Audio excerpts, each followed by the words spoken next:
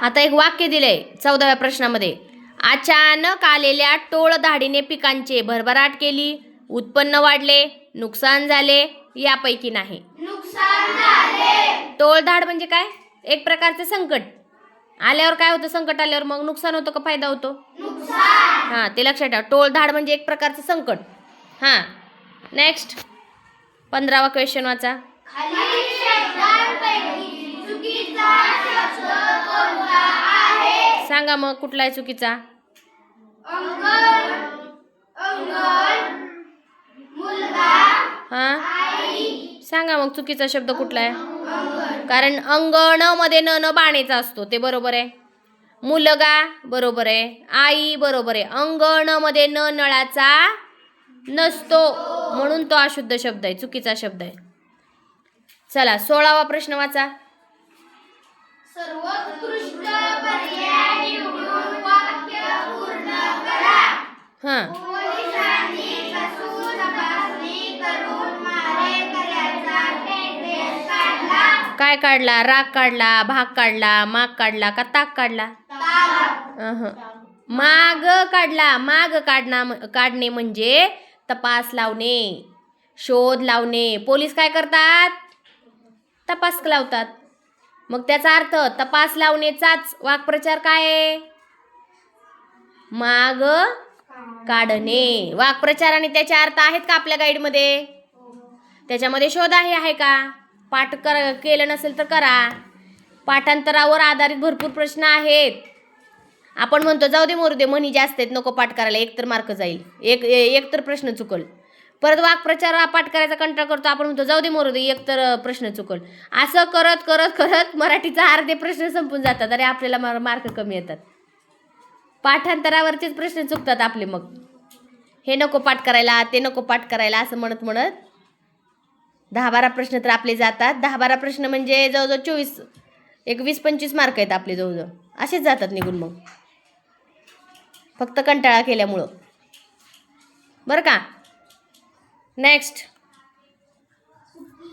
सुखी हा शब्द कोणत्या प्रकारचा आहे? सांगा. सुखी म्हणजे काय? संज्ञा म्हणजे नाम. हा, संज्ञा म्हणजे नाम आहे का विशेषण आहे का सर्वनाम आहे का क्रियापद आहे? विशेषण. बरोबर ना. सुख नुसतं म्हटलं असतं तर सुख, दुःख आपले आहे बघा नामांच्या प्रकारामध्ये. कशाचं नाव आहे ते? सुख, दुःख, प्रेम, आनंद, ही कशाची आहेत? भावना विशेषण. भावना विशेषण नाही रे, भाववाचक नाम आहेत ती. पण आपल्याला सुखी, मी सुखी आहे, हे माझं विशेषण आहे की नाही? देव आपल्याला सुखी ठेवतो है ना. मग सुखचं सुखी झालं की ते विशेषण झालं. काय झालं? विशेषण झालं. नेक्स्ट.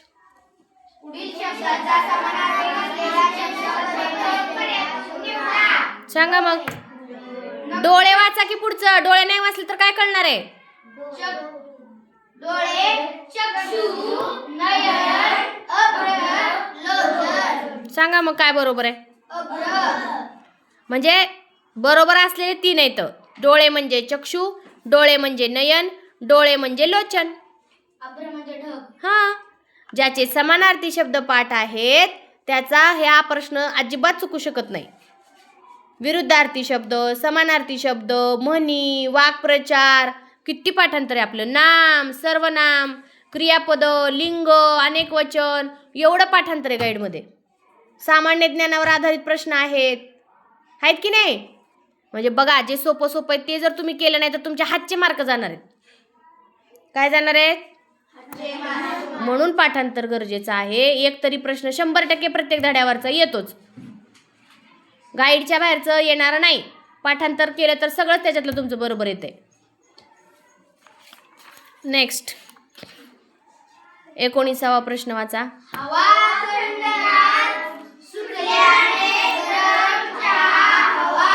या व्यक्तीतील शब्दाची जात कोणती? अधोरेखित कशाला केले मग? कुठल्या शब्दाला? गरम. मग गरम वाक्याची काय शोधायची? जात शोधा. म्हणजे नाम आहे का सर्वनाम आहे का विशेषण आहे का क्रियापद आहे? काय आहे गरम? का विशेषण आहे? कारण तो गरम आहे. कारण चहा हे नाम आहे. चहा पदार्थाचं नाव आहे ना. आणि पदार्थाबद्दल विशेष माहिती कोणी सांगितली? गरम या शब्दानं. मग विशेषणाची व्याख्या काय आहे? नामाबद्दल विशेष माहिती सांगणारा शब्द म्हणजे विशेषण. मग चहाबद्दल माहिती कुठल्या शब्दानं सांगितली? मग गरम हे काय आहे? कळालं का? नेक्स्ट 20वा क्वेश्चन.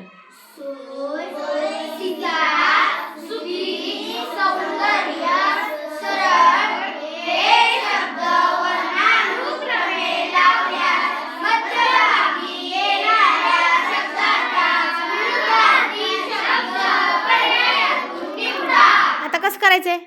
आपण ABCD प्रमाणे क्रम लावतो. आता इथं वर्णानुक्रम म्हणजे सवर्णच आहेत. मग काय करायचं आता? सची वर्णानुक्रमे लावायचे. मग सची काय म्हणायची? सांगा मग पहिल्यांदा काय येईल? बरोबर.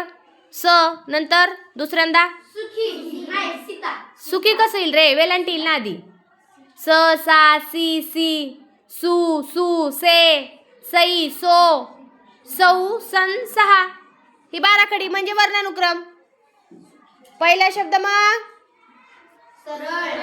दुसरा तिसरा चौथा आणि पाचवा. मग आता मध्यभागी म्हणल्यावर किती किती शब्द सोडावे लागतील? इकडं आणि इकडं 2 सोडले. मध्ये किती नंबर आला? 3. मग कोण आहे 3 नंबरवर? मग सुखीच्या विरुद्धार्थी विचारलाय का समानार्थी विचारलाय? कोण आहे मग सुखीच्या विरुद्धार्थी? असं उत्तर काढायचंय. समजलं का? सोपं वाटतंय का अवघड? हा प्रश्न झाला होता का याच्या आधी प्रश्नपत्रिकेत? वर्णानुक्रमे असा प्रश्न आला. वर्णानुक्रमे झालता ना. हा नेक्स्ट. खालील पर्यायातून योग्य शब्द निवडा.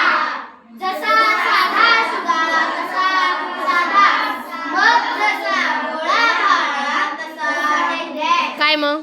सौदा गोळा भोळा अर्धा. भोळा भाळा तसा त्याचा अर्थ भोळाच होणार ना. हां 22वा क्वेश्चन. शाळेत या शब्दात किती अक्षरे आहेत? सांगा किती आहेत अक्षर? श ळ आणि त 3च अक्षर आहेत. अक्षर मोजता आली पाहिजेत. कधी कधी 5 अक्षरी देतात, कधी कधी 9 अक्षरी, कधी कधी 7 अक्षरी. नंदिनीच्या हातात कशाला केसाला हात लावती ग तू? वैभवी दे की लक्ष तुझी तू प्रश्नपत्रिकेत.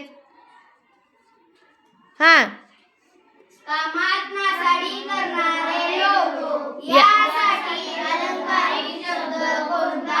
अलंकारिक शब्दांचा एक धडा आहे की नाही आपल्याला गाईडमध्ये? केलेत का पाठ अलंकारिक शब्द? कोणाचे पाठ आहेत? हात वर करा बरं. त्याच्यातले 2-4 शब्द सांगा मला. काय काय पाठ केले तुम्ही बघू. वैभवी सांग. मॅडम, हां सांग कतले. खडाजंगी म्हणजे मोठे भांडण. हां. खडाष्टक म्हणजे जोरदार भांडण. हां पाताळ यंत्री म्हणजे कामात नासाडी करणारे लोक. नाही नाही नाही, ह्याला पाताळ यंत्री नाही म्हणत बाळा. पाताळ यंत्री म्हणजे कसं? मनात एक ओठात एक आणि वागतात दुसरं. मॅडम पुस्तकात तसं दिले पाताळ यंत्री. आता इथंच आहे ना, कामात नासाडी करणारे लोक याला टोळ भैरव म्हणतील बाळा. टोळ भैरव काय म्हणतील याला? टोळ भैरव. त्या अलंकारिक शब्द आज जरा थोडं लक्ष द्या घरी गेल्यावर. काय काय शब्द आहे ते जरा आठवणीने बघा. त्याच्यावर प्रश्न येऊ शकतो. सरकारी ह्याच्यामध्ये जर असा प्रश्न आला तर आपल्याला मेन परीक्षेला पण येऊ शकतो ना. तोच येणार नाही पण त्याच्यासारखे अजून येतील अलंकारिक शब्द. ह्याचं उत्तर काय येईल मग? टोळ भैरव. 24वा क्वेश्चन वाचा. साहित्य क्षेत्रात सर्वोत्कृष्ट मिळत असलेला पुरस्कार कोणता? आहे का सामान्य ज्ञानाच्या ह्याच्यात? सांगा मग कुठला आहे सर्वोत्कृष्ट पुरस्कार? साहित्य म्हणजे काय? ज्याच्यामध्ये कादंबऱ्या लिहितात, पुस्तकं लिहितात, कविता लिहितात, त्याला म्हणायचं साहित्य क्षेत्र. साहित्य म्हणजे तुम्हाला वाटलं नाही तर घरातलं सामान बिमान, तसं नाही. साहित्य म्हणजे काय? साहित्याचं क्षेत्र. जसं खेळाचं क्षेत्र असतं का नाही, खेळाडू बनतात, तसं साहित्य क्षेत्रातून कोण बनतं पुढं? लेखक, कवी, कादंबरीकार, नाटककार, गीतकार हे बनतात साहित्य क्षेत्रातून. मग त्या जसा आपल्या भारतरत्न पुरस्कार सर्वोच्च आहे भारतात, तसा त्या साहित्यामध्ये कथा कादंबरी लिहिणारे लेखक कवी यांच्यासाठी एक सर्वोच्च पुरस्कार आहे. त्याचं काय नाव आहे? ज्ञानपीठ. ज्ञानपीठ. काय आहे? पर्याय क्रमांक 2. नेक्स्ट लास्ट प्रश्न 25वा. गुन्हा नसताना दंड झाल्यास अन्यायाविरुद्ध दंड ठोकून उभे राहू. या वाक्यातील दंड या शब्दाचे अचूक पर्याय निवडा. हा, मग दंड या शब्दाचा तुम्हाला पहिला दंड, गुन्हा नसताना दंड होणे म्हणजे काय होणे? शिक्षा. शिक्षा. आणि अन्यायाविरुद्ध दंड थोपटून उभे राहू, मग दुसरा दंड बाहू. मग अनुक्रमे म्हणलंय. मग एका ठिकाणी बघा, इथं जर दिलं तुम्हाला की बाहू शिक्षा असं जर दिलं तर ते चुकलं. अनुक्रमे म्हणलं की क्रमानुसारच जायचं. पहिल्याचा काय अर्थ आहे आणि दुसऱ्याचा काय अर्थ आहे? मग काय येईल पर्याय? शिक्षा बाहू. समजला का पेपर? सोपं होतं का अवघड? बघा, म्हणजे तुम्हाला कळेल आता की आपलं किती पाठांतर राहतंय, आपलं काय काय करायला पाहिजे अजून. रिव्हिजन म्हणजे कशा कशाची राहिली आहे करायची. मराठीतले नाम, सर्वनाम, क्रियापद, वाक्प्रचार, म्हणी, है की नाही. सामान्य ज्ञानावरचे प्रश्न हे सोपं सोपं आहे, तुम्ही करू शकता. हे पाठांतर केलं की चटकन मार्क, पाठांतर केलं की चटकन मार्क. हे तुमच्या हातातल्या गोष्टीत बाळांनो. पास होण्यासाठी खूप महत्त्वाचं आहे. थोडं आसपासनं मनावर घ्या बरं जरा.